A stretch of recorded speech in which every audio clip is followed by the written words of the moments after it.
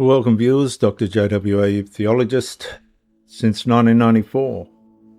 This is Who is Ruling Australia? A behavioural political analysis, a therapy journey, primarily. We're in episode 16, when people started searching for something higher than the system. Viewers, in episode 16 I explored the emotional homelessness many Australians feel inside a country that still exists physically but no longer feels morally, spiritually or psychologically familiar.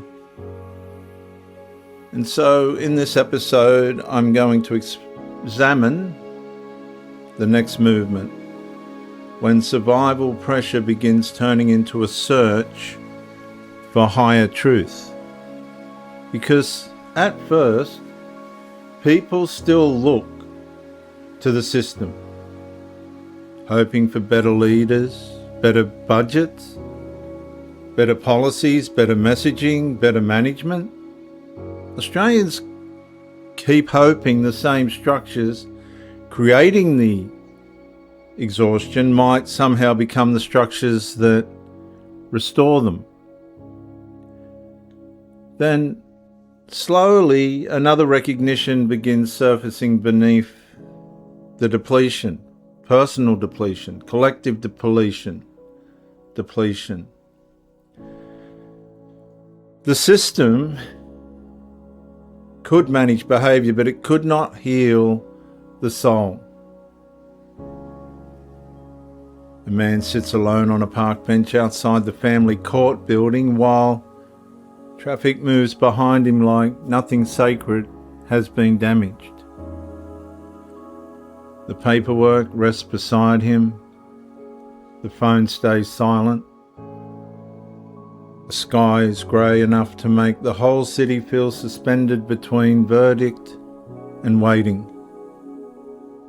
And viewers, that moment matters because eventually people begin recognising that administration can process pain without redeeming it. Institutions can record damage without restoring trust. Media can describe crisis without giving meaning. Government can expand services without rebuilding conscience. Economics can measure strain without explaining why the human being feels spiritually emptied beneath it. And somewhere beneath that recognition, Australians begin facing a deeper question. What authority remains when the authorities of Australia no longer feel morally sufficient, and they don't? That question does not arrive loudly. Viewers, it arrives quietly in rooms, beside unpaid invoices, after relationship breakdowns, during sleepless nights, during the loss of a loved one, inside churches half remembered from childhood, at kitchen sinks before sunrise when the body knows survival is no longer enough. And viewers, the paradox deepens. Public life keeps promising progress, yet private life increasingly searches for anchoring. The country speaks of opportunity, but many people are looking for truth. The system speaks of inclusion, but families are looking for order. Politics speaks of reform, but the conscience is looking for judgment, mercy, restraint and something higher than human limitation and appetite, particularly in authority positions.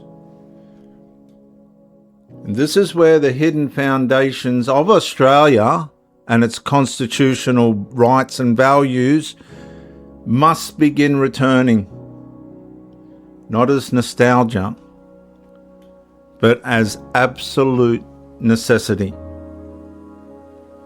Australia's Christian constitutional inheritance did not merely decorate public life. It quietly assumed that power must be limited, conscience must be protected, dignity must precede government, freedom must answer to moral responsibility, and the law must stand beneath a higher reality than political convenience. And those protections, viewers, those constitutional inheritance protections that Australia needs and deserves as a collective and as individuals, have been buried beneath management language.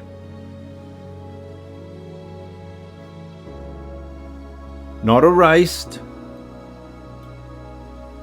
hidden from public imagination, hidden from personal formation, and hidden between and beneath decades of cultural forgetting.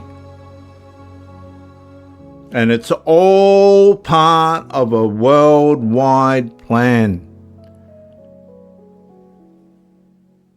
And when systems begin exhausting the people beneath them, this is happening in Australia,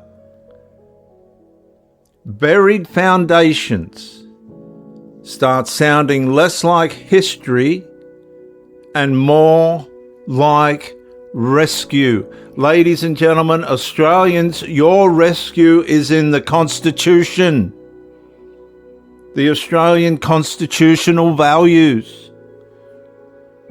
And the tragedy is, viewers, that many Australians have inherited protections they were never taught to recognise.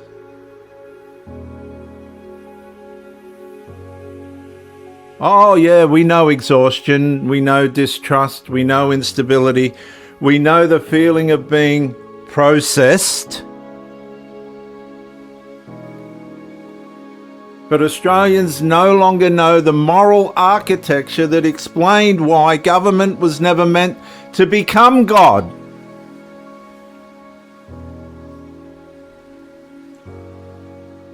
But they no longer know the moral architecture that once explained why government was never meant to become God, why conscience was never meant to be outsourced, why freedom without restraint eventually consumes itself, and why human dignity collapses when detached from the Creator who gives it weight. And Australia has become institutionally, institutionally, an absolute disgrace, a danger.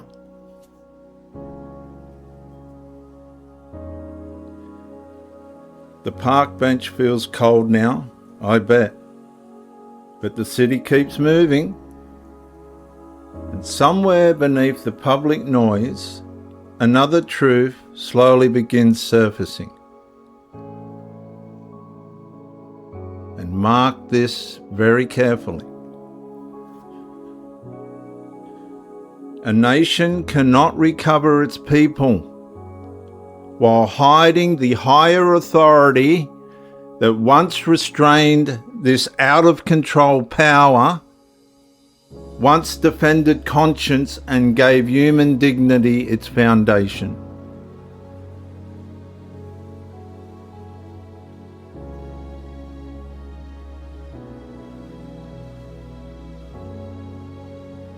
I'm Dr. JWA, theologist since 1994. Like, subscribe, comment to educate and inspire me, share to help somebody else. I'll see you in the next episode.